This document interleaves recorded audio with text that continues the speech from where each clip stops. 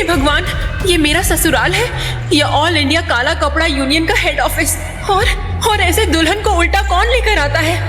हजारों नौकर है यहाँ, पर एक भी औरत नहीं। ये ससुराल कम और हॉरर फिल्म का सेटअप ज्यादा लग रहा है। घूंघट में खड़ी दुल्हन आस्था का सर जोर से चकरा गया। ससुराल की हालत देखकर उसे ठंडा पसीना आ गया। कहने को तो दुनिया के सबसे अमीर इंसान अरमान सिंघानिया से उसकी शादी हुई थी, लेकिन उसका घर देखकर आस्था की जान आधी हो गई। अरमान सिंघानिया था दुनिया का नंबर 1 बिजनेसमैन। दुनिया की सारी लड़कियां थी उसकी खूबसूरती की फैन, लेकिन अरमान के दिल के साथ साथ उसके घर में भी थी औरतों की एंट्री बैन। पूरी जिंदगी कुंवारा रहने का था अरमान और उसके चारों भाइयों का प्लान, पर अरमान की काली जिंदगी में लगा लाल जोड़े का तड़का। गुस्से में अरमान का पारा हो रहा था हाई, तभी कड़कती आवाज में दादाजी का आदेश दिया सुनाई। ये क्या बकवास है? चुपचाप अभी के अभी ये खेल खत्म करो, फौरन गृह प्रवेश शुरू करो। दादाजी की आवाज सुन सबने गर्दन झुका ली। अरमान ने अपनी गन तुरंत ही छुपा ली। अरमान की तरह दादाजी का गुस्सा भी था बहुत घातक। अब नहीं चलेगा घर पर किसी का कोई भी नाटक।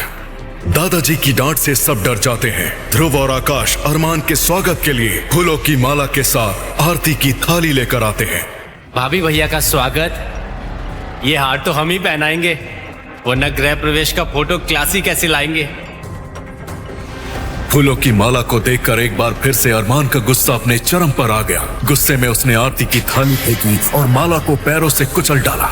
यह देखकर तो आस्था रह गई हैरान, लेकिन अरमान के इस बिहेवियर से फैमिली में कोई भी नहीं था परेशान। ना होगी यहाँ कोई आरती या माला का आडंबर। आरती और माला दोनों ही है फीमेल जेंडर। लड़कियों से अरमान की नफरत देखकर आस्था की आंखें पथरा गई। अपना चांद सा मुखड़ा उसने फिर से घूंघट में छुपा लिया। अगर इसे पसंद ही नहीं है लड़कियां, तो क्यों इसने मुझसे शादी की? अच्छा खासा डॉक्टर बनने का सपना था मेरा, लेकिन इस राक्षस ने मेरी जिंदगी घूंघट के पीछे कैद करवा दी। गुस्से में अरमान ने अपनी जेब से गन निकाली और एक नया फरमान आस्था को सुना डाला। कान खोल कर सुन लो। जो रूल्स फॉलो करते हैं यहाँ के सभी मेंबर्स, इस घर में नहीं आती है कोई फीमेल जेंडर। आज के बाद तुम किसी भी फीमेल से बात नहीं करोगी, चाहे तुम्हारी नानी हो, मामी हो या फिर वो दुनिया की कोई भी फीमेल हो।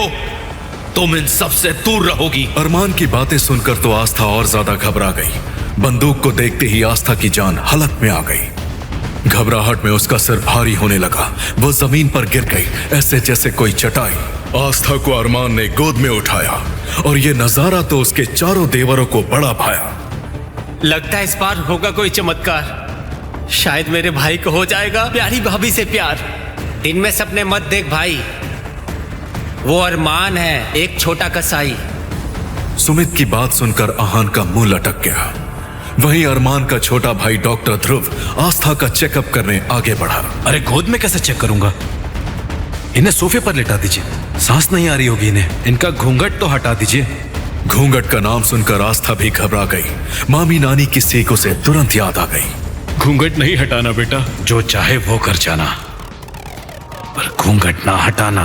देख आस्था, अगर जिंदगी से रखना है तुझे कोई भी वास्ता, तो इस घूंघट को ही अपनी दुनिया बनाना, क्योंकि जिंदा रहने के लिए तेरे पास और कोई भी रास्ता नहीं है।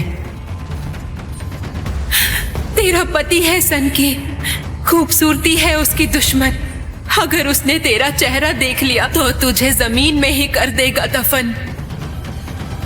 आस्था को डर से कांपते देख दादाजी भी घबरा गए। इससे पहले कि अरमान आस्था का घूंघट हटाता, दादाजी बीच में आ गए। ना हटेगा घूंघट, ना दिखेगा कोई चेहरा, जब तक मैं ना चाहूं। मेरी बहू के चेहरे पर रहेगा घूंघट का पहरा।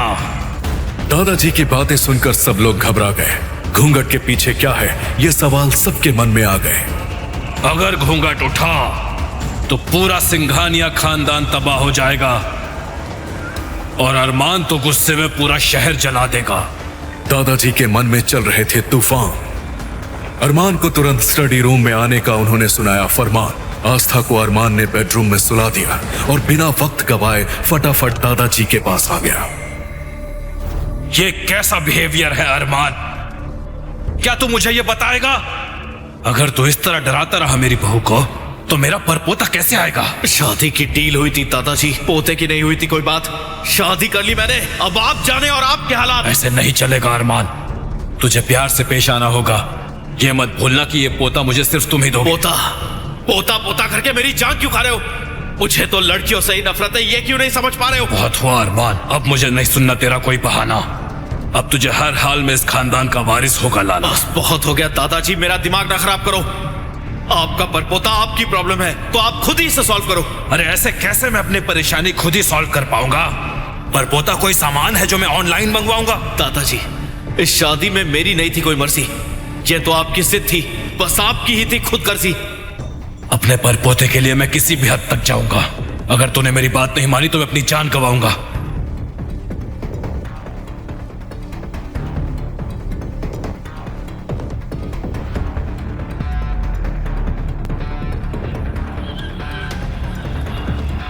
ठीक है दादाजी, मैं दूंगा आपको परपोता, लेकिन अगर आपकी बहू खूबसूरत निकली तो नहीं मिलेगा उसे जीने का दूसरा मौका। दादाजी के हाथों से अरमान ने गन छीन ली, रिवॉल्वर को खोलकर उसे पूरी तरह से लोड किया। दादाजी को कुछ इशारे कर अरमान अपने कमरे में चला गया। वहीं दादाजी का चेहरा ठंडे पसीने से भर गया।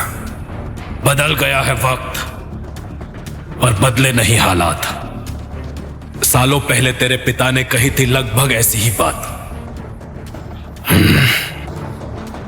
पापा, आपने जबरदस्ती मेरी शादी करवाई, वो भी एक ऐसी लड़की से जिसका चेहरा भी नहीं देखा। अगर वो लड़की सुंदर नहीं हुई तो आज रात ही मैं इस रिवॉल्वर की सारी गोलियां उसकी खोपड़ी में उतार दूंगा। जाने क्या सीक्रेट था उसके अतीत में, जाने क्या था राज। ये फैमिली प्रॉब्लम सामने आ गई आज। अरमान की बातें सुनकर दादाजी भी डरने लगते हैं। डरते हुए वो कान्हा जी से प्रार्थना करने लगते हैं। ए कान्हा जी, सालों पहले जो हुआ वो दोबारा मत होने देना। चाहे कुछ भी हो जाए, बहू रानी का घूंघट ना हट पाए। स्टडी रूम से अरमान निकला अपनी बंदूक में गोली भरकर। वहीं दूसरी तरफ आस्था ने अरमान के बेडरूम में आंखें खोली। डरते हुए आस्था ने बिस्तर से नीचे कदम बढ़ाया, बड़ी मुश्किल से स्विच बोर्ड ढूंढा और कमरे का बल्ब जलाया। घूंघट था सर पर उसके, कुछ देख नहीं पाई। डरते हुए उठी और सीधा अलमारी से टकराई। हे भगवान, ये क्या हो गया? आस्था की टक्कर से अलमारी हिल गई और इस चक्कर में ऊपर से एक तस्वीर धड़ाम से गिर गई। तस्वीर में थे दो लोग, एक आदमी और एक औरत का जोड़ा। उसे देखकर तो आस्था का दिमाग 100 की स्पीड में दौड़ा। इस आदमी की तस्वीर आस्था ने ड्राइंग रूम में देखी थी, जिसके ऊपर चंदन का सुंदर हार भी लटक रहा था। बगल की औरत के चेहरे पर लगा था लाल रंग का क्रॉस। ये देखकर आस्था ने फिर से खो दिया होश। जिस घर में फीमेल का नाम है बैन, वहाँ कहाँ से आई ये तस्वीर? अब किसका है ये डरावना प्लान? सवालों के तूफान से आस्था थी घिरी हुई। आखिर कौन थी ये औरत और ये अरमान से कैसे है जुड़ी हुई? अरमान तो नफरत करता है औरतों से, फिर उसके कमरे में इस तस्वीर का क्या काम? आखिर क्यों इस औरत के चेहरे पर है लाल क्रॉस का निशान? क्यों करता अरमान लड़कियों से इतनी नफरत? अगर नफरत ही थी तो उसने आस्था से शादी क्यों रचाई? सवालों के तूफान ने आस्था का दिमाग कर दिया था जाम। तभी कमरे का दरवाजा खुला, धड़ाम। तुम्हारी हिम्मत कैसे हुई इस तस्वीर को हाथ लगाने की? मैंने कुछ नहीं किया, ये तस्वीर खुद ब खुद गिर गई। तुम्हें इसकी सजा मिलेगी मिसेस अरमान सिंघानिया। गुस्से में अरमान आस्था की तरफ बढ़ने लगा। दोनों के बीच का फासला धीरे धीरे घटने लगा। अगले ही पल अरमान ने आस्था का घूंघट हटा दिया। घूंघट में छुपा चेहरा देख गुस्से से वो चिल्लाया, नहीं, ये सच नहीं हो सकता। इतना बड़ा धोखा आखिर क्यों? बचाओ, बचाओ। बहू, भाभी। अरमान और आस्था एक दूसरे को जानते भी नहीं, फिर भी जुड़ गए एक दूसरे के साथ। कैसे? क्या इनकी शादी के पीछे का राज जानने के लिए चलिए चलते हैं पीछे। बेंगलुरु शहर के सबसे बड़े होटल स्टारलाइट के बड़े से हॉल में आज देश के सबसे बड़े बिजनेसमैन अरमान सिंघानिया की शादी का फंक्शन इसी होटल में ऑर्गेनाइज किया गया था। अरमान सिंघानिया शादी के कपड़ों में मंडप में बैठा हुआ अपनी दुल्हन का इंतजार करने के बजाय अपने ऑफिस का काम कर रहा था। अरमान सिंघानिया को देखकर सभी इस बात का अंदाजा अच्छी तरह से लगा रहे थे कि अपनी शादी के दिन भी उसे काम से फुर्सत नहीं थी। वहीं शादी में आए हुए कुछ लोग इसे लेकर गॉसिप कर रहे थे। मुझे एक बात समझ में नहीं आ रही है कि अरमान सिंघानिया ने एक मिडिल क्लास लड़की को ही अपनी पत्नी बनाने का फैसला क्यों लिया है। आगे की कहानी जानने के लिए देखें अगला एपिसोड सिर्फ पॉकेट एफएम के यूट्यूब चैनल पर। और तेरे इश्क में के सारे एपिसोड्स को सुनने के लिए डिस्क्रिप्शन में दी लिंक से डाउनलोड करें पॉकेट एफएम ऐप।